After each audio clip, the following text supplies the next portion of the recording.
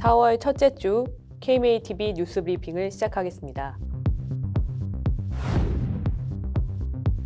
보건복지의료계가 국회에서 간호법과 의료인 면허 취소법이 통과될 경우 연대 총파업을 추진하겠다고 예고했습니다.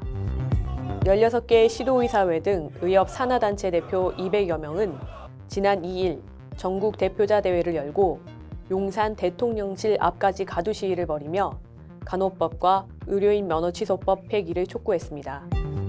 이날 대표자들은 두 법안이 국회 본회의를 통과할 경우 대통령이 거부권을 행사해 줄 것을 호소했는데요. 특히 의협 비대위는 두 법안 통과 시 13개 보건복지의료연대와 함께 전국 집회와 단식투쟁, 연대 집단 파업을 위한 전회원 투표를 진행하겠다고 밝혔습니다. 간호법이 부모 돌봄법이라는 간호사 단체 주장에 대한 성토도 이어졌습니다. 곽지연 대한간호조무사협회장은 간호법의 직역 이기주의적 속셈이 여과 없이 드러난 상황인데도 간호협회는 이를 의사와 간호사의 대립 프레임으로 몰아가면서 약자 코스프레하고 있다고 지적했습니다. 바른의료 연구소도 간협 주장은 결국 간호법을 등에 업고 돌봄 사업 시장을 석권하겠다는 숨겨진 목적을 드러내는 것에 불과하다고 비판했습니다. 대법원의 한의사 초음파 진단기기 사용 허용 판결에 대한 파기환송심이 시작되면서 합리적인 판결을 촉구하는 의료계의 목소리가 높아지고 있습니다. 의협집행부와 한방대책특별위원회 임원 100여 명은 지난해 12월부터 대법원 앞 릴레이 1인 시위를 지속해왔는데요. 한 목소리로 대법원 판결을 개탄하며 파기환송심의 합리적인 판결을 촉구했습니다. 시위에 지속적으로 참여해온 이필수 의협회장은 초음파 진단기기는 현대의학에 기반을 둔 기기이므로 전문 지식과 합당한 교육을 받은 의사가 사용해야 한다며 잘못된 진단은 환자의 생명과 안전에 직결될 수 있기 때문이라고 강조했습니다. 앞서 대법원 전원합의체는 지난해 12월 22일 원심을 뒤집고 한의사 초음파 진단기기 사용이 합법이라고 판결했고 이에 따라 서울중앙지방법원은 6일부터 파기환송심을 시작했습니다. 의료계의 큰 반발 속에 도입된 한방첩약급여화 시범사업을 정부가 확대할 움직임을 보여 논란이 예상됩니다. 지난 2020년 시범사업 추진 당시 의료계는 의학적 유효성과 안전성을 확보하지 못한 한방첩약을 전 국민이 내는 건강보험료로 급여화하는 것은 부당하다고 지적했었죠. 그런데 올해 말 시범사업 종료를 앞두고 보건복지부가 대국민 설문조사 결과를 발표했는데 한방 의료 중에서 급여 확대가 가장 필요한 것이 첩약이라는 내용입니다. 보건복지부 한의학정책과는 조사 결과를 적극 활용해 한의학 정책을 추진하겠다고 밝혀 한방 첩약 급여화 시범 사업의 확대를 예고했습니다. 소아청소년과 전문의들의 폐과 선언 여파가 확산하고 있습니다. 대한소아청소년과 의사회는 지난달 29일 기자회견을 열어 소아진료로는 병원 운영이 불가능한 상황에 직면했다며 전문과를 포기하고 일반 진료로 전환하겠다고 선언했습니다. 기자회견 직후 보건복지부는 긴급 대책반을 구성하겠다며 진화에 나섰지만 이번엔 산부인과 전문의들이 목소리를 냈습니다. 김재현 산부인과 의사회장은 최근 기자들과 만나 분만병원에서 소청과 의사들이 사라지면 미숙아에 대한 적절한 응급조치가 불가능하다며 그에 따른 분만 산부인과 의사들의 연쇄 이탈을 우려했습니다. 최근 건물에서 추락한 응급 환자가 제때 치료받을 병원을 찾지 못해 사망한 사건에 대해 대한의사협회는 필수의료 붕괴가 원인이라고 지적했습니다. 지난달 대구의 한 건물에서 추락한 고등학생이 구급차를 타고 2시간 이상 시내 응급실을 전전했지만 치료 가능한 병원이 없어 끝내 숨진 사건이 일어났습니다. 의협은 이번 사태의 원인이 권역응급의료센터가 중증 환자와 경증 환자를 모두 수용하도록 하는 현행 응급의료 체계 때문이라고 지목했습니다.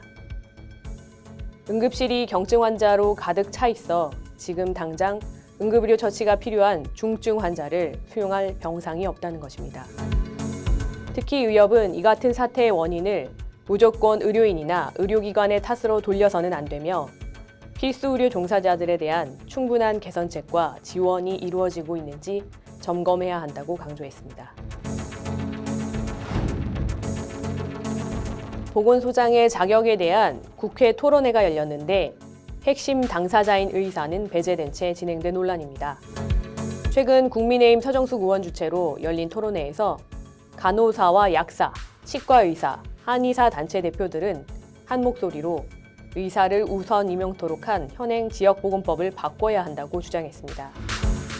문제는 이날 토론회장 어디에도 의사는 보이지 않았다는 점인데요.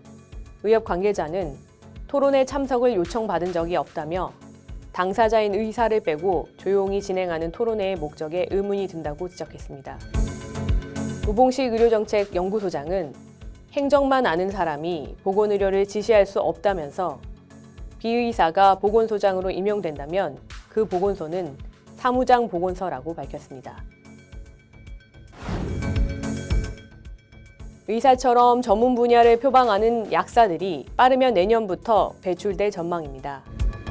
오는 8일 시행되는 전문약사 자격 규정은 내분비, 심혈관, 감염, 종양, 중환자 등 9개 전문 과목별로 1년 이상 교육을 받은 약사에게 전문약사 자격을 부여합니다. 애초 규정안에는 진료 개념과 유사한 양료 개념이 포함됐었는데요. 의사의 진료권 침해 소지가 있다는 대한의사협회의 강력한 반대에 따라 삭제됐습니다. 다만 앞으로 전문 약사가 약국을 개국할 때 전문 과목을 표방하는 문제, 또 전문 약사에 대한 건강보험 수가 책정 이슈가 논란이 될 것으로 예상됩니다. 지속된 건강보험 보장성 강화와 코로나19 재난에도 지난해 건보 재정이 흑자를 기록한 것으로 나타났습니다. 국민건강보험공단에 따르면 지난해 국민건강보험 재정은 3조 6천억 원이 늘어 누적 적립금 23조 8,700억 원, 최근 4년간 최대치를 기록했습니다.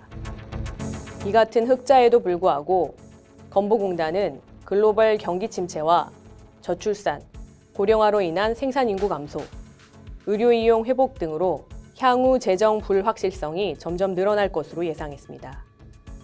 다만 필수 의료 등 지원이 꼭 필요한 분야에 대해서는 지원을 확대한다는 방침입니다. 초진 환자부터 비대면 진료를 허용하는 방안이 추진돼 의료계와 법조인 단체 등이 즉각 반발하고 나섰습니다.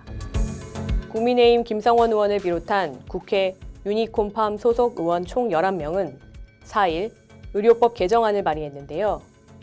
비대면 진료를 상시화하고 특별한 경우를 제외하면 초진 환자부터 비대면 진료가 가능토록 했습니다. 이에 대해 대한의사협회와 대한변호사협회, 대한치과의사협회, 대한건축사협회 등 올바른 플랫폼 정책연대는 성명을 내고 국민의 건강권을 무시하고 스타트업계 이익만을 대변한 개정안을 강력히 규탄한다고 밝혔습니다.